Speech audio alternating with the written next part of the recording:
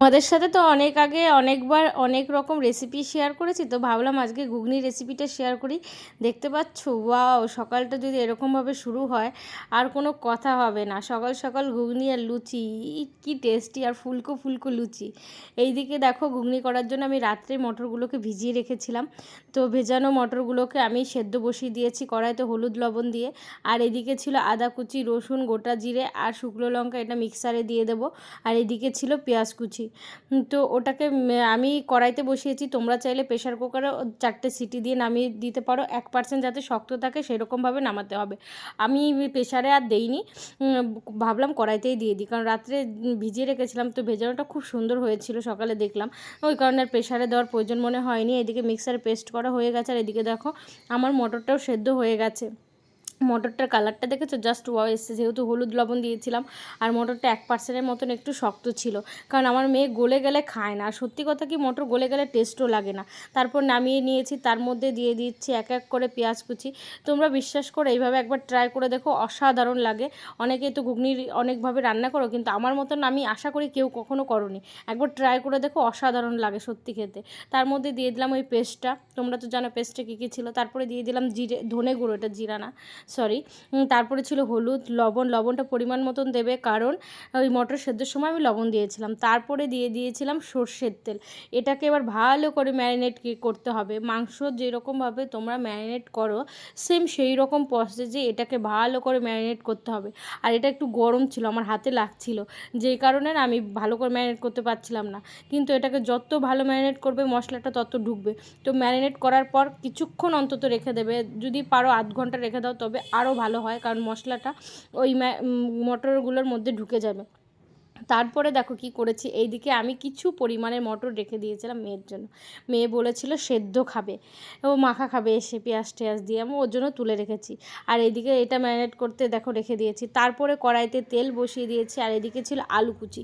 তো আলুগুলোকে আমি ভালো করে ভেজে নেব, কারণ আলুটা সেদ্ধ ছিল না, সেদ্ধ থাকলে ওর সাথে দিয়ে দিতাম। এর মধ্যে দিয়েছি গোটা জিরে, দারচিনি, এলাচ আর লবঙ্গ। তার মধ্যে দিয়ে দিয়েছিলাম ওই ম্যারিনেট করা মটরগুলো। তার মধ্যে দিয়েছিলাম বাটিতে একটু জল, সুন্দর করে মশলা ছিল তো, সুন্দর করে সেটাকে গুলিয়ে সেই জলটুকু দিয়ে দিয়েছিলাম।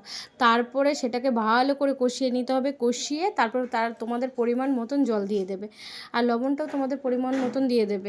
এদিকে দেখো, আমার মেডিসিন খাওয়ার টাইম হয়ে গেছে, আমি সেটা ভুলেই গেছি। তোমাদের আগেই বলেছিলাম আমার শরীর প্রচণ্ড খারাপ, যে কারণে আমাকে মেডিসিন খেতে হচ্ছে। তো মেডিসিনটা খেয়ে নিলাম, তারপর ভাবলাম আবার কাজে লেগে পড়ি, কী আর করা যাবে। মেডিসিন খাওয়া কমপ্লিট, তারপর এখন কাজে লেগে পড়বো। বাটিতে নিয়ে নিয়েছি ময়দা, পরিমাণ মতন লবণ আর একটু চিনি।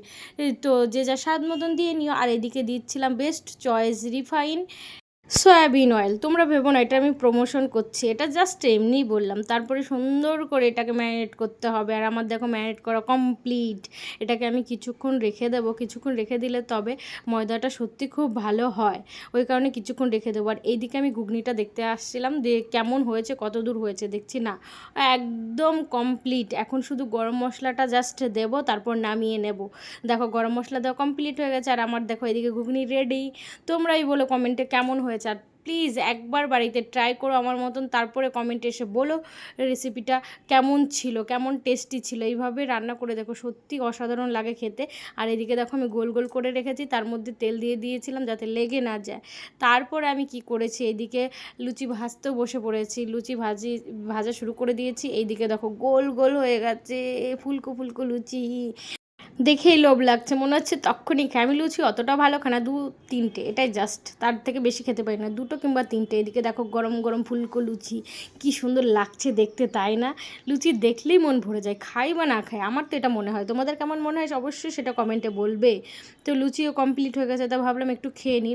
বানিয়েছিলাম গুনে গুনে 12টা লুচি, আর আমি খেয়েছি মাত্র 3টে লুচি, আর বাকি সব রয়েছে মেয়ের জন্য, কারণ আমি বেশি লুচি খেতে পারি না। আর এদিকে দেখো আমি সকালের টিফিন নিয়ে বসে পড়েছি। তোমরা কে কী খাচ্ছ অবশ্যই কমেন্টে বলবে। আর আজকে আমার একদম ব্যস্ততার সকাল, যেই কারণে আমি তোমাদের বলতেই ভুলে গেছি। গুড মর্নিং এভরিওয়ান, কেমন আছো? আশা করি তোমরা সব খুব ভালো আছো, তোমাদের ভালোবাসা আমিও ভালো আছি।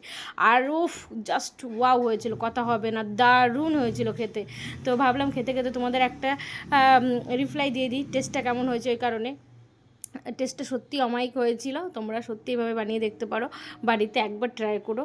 আমি বলছি একবার ট্রাই করে দেখো, অসাধারণ লাগে খেতে।